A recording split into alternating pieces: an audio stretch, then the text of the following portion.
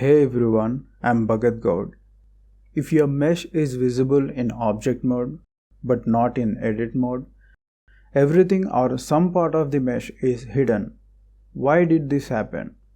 This is a beginner's mistake that everyone makes, including myself when I first started learning Blender.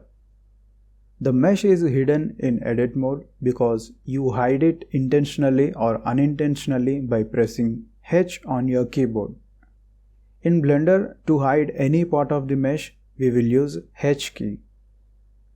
This tool is used to hide a section of the mesh if it is causing problems while working on another section of the mesh. To bring everything back to normal, press alt+h in the edit mode. This will bring everything back. If you feel you will forget this shortcut, you can find it here in the mesh as well. Navigate to show/hide. You can hide or reveal the mesh from here. For more helpful Blender videos like this, please subscribe. Thanks for watching. Bye.